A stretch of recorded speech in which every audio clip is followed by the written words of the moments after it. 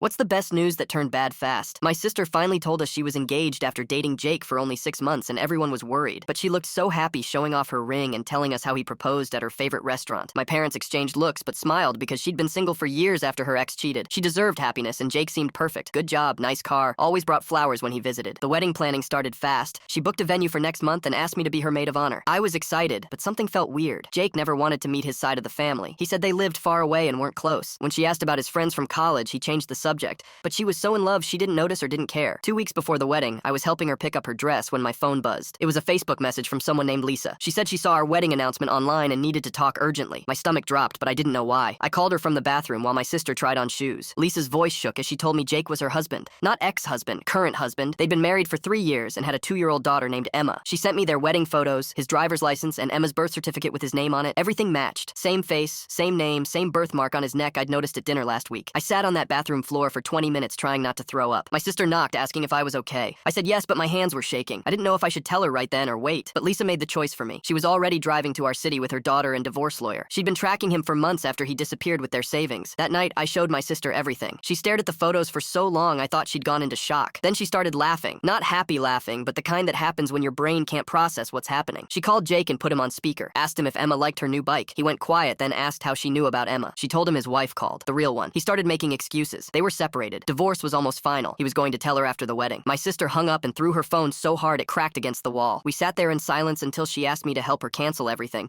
But I had a better idea. We kept the venue, the photographer, even the cake. But instead of a wedding, we threw a bullet-dodged party. My sister wore her dress because she said she paid for it, so she might as well. Lisa showed up with Emma, and instead of vows, they compared notes about Jake's lies. The photographer took pictures of them laughing together. Jake had told Lisa he was traveling for business. Told my sister he was visiting sick relatives. He'd been living 2 complete lives in cities 3 hours apart. Had 2 sets of friends, 2 jobs, 2 everything. The party turned into the wildest breakup celebration ever. My sister and Lisa ended up becoming friends. They text every week now. Jake tried calling both of them for weeks, but they blocked him. Last I heard, he moved to another state, probably starting life number 3 with someone new. My sister kept the ring though, said she earned it for putting up with his crap. She pawned it and used the money for a solo trip to Costa Rica. She sent me a photo last week from the beach. She looked genuinely happy for the first time in months. The caption said, "Better than any wedding." Lisa commented with fire emojis. Sometimes the best news that turns bad ends up being exactly what you needed. My sister didn't get a husband, but she got a friend who understood exactly what she went through. And Emma got an aunt who spoils her rotten